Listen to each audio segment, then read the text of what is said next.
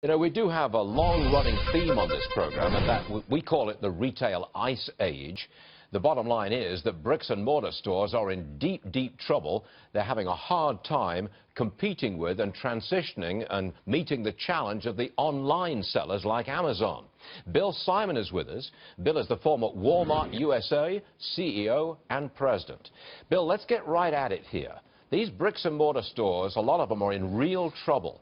Give it the names of big-name stores which you think are going to go out, not just shutting a couple of stores here and there. I want to know the names of those that are going out.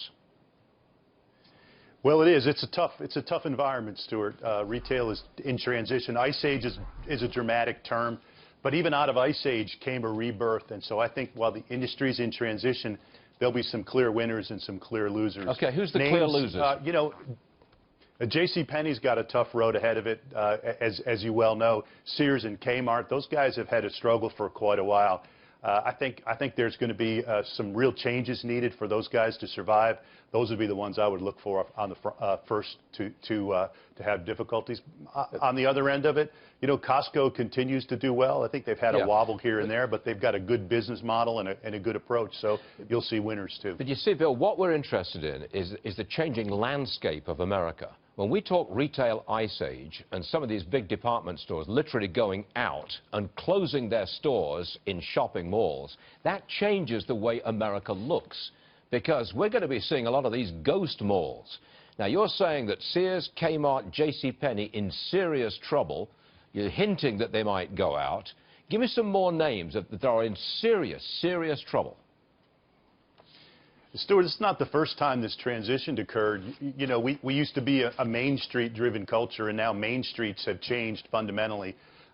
You know, we had big malls, and malls are fundamentally changing. So I think, you know, department stores, that model's challenged because the online sellers can sell a lot of the items that are sold inside of the big department stores.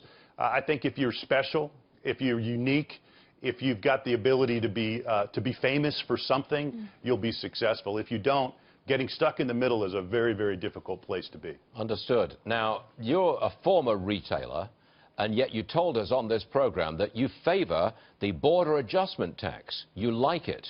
I do. You're the only retailer I've ever met who says the border adjustment tax is a good thing. Give me 30 seconds on why it is a good thing. Well, the way that it works, Stuart, is with a high corporate tax at 35%, retailers and any company who makes money offshore can't bring their money back without paying a 35% tax. Yet they can buy goods offshore and bring those goods back tax-free. Until you equalize that, lower the corporate rate, and have some cost to import products like that, you'll never reestablish a manufacturing base in this country, which is what I think we desperately need to do in order to move forward. Am I right in saying that the retailers do, in fact, pay a very high tax rate, which some industrial companies or technology companies do not pay? They do. Their corporate income tax rate is very, very high, and all those deductions that exist for capital investments and overseas losses and all the things that industrial companies like big companies like GE get are not available to retailers. And so there'll have to be some devil in the detail as you implement this thing, but it needs to be done, and I think there's a sensible way to implement it over time with a phase-in, with triggers that'll get it done. But if prices go up, at least initially, that surely is bad news for the JCPenney's, the Sears, the Kmart's, and everybody else. It is, and I think it can be done without that happening. If a phase-in, say 5% the first year with a trigger that gets you to the second increase. You know, there's a projection that the value of the dollar will strengthen and offset some of the costs. Well, if that happens, then you go to the next phase, and if it doesn't happen, then you delay the implementation of the next phase. I don't think that the tax bill, the tax code as it's being contemplated, is designed to create winners and losers, and so they need to be careful about that as they think about implementation. But it needs to be done. It's really important for us to reestablish who we are as a country and to rebuild our manufacturing capability. Bill Simon, we hear you. And thanks very much for being with us, sir. Appreciate it. Thank you.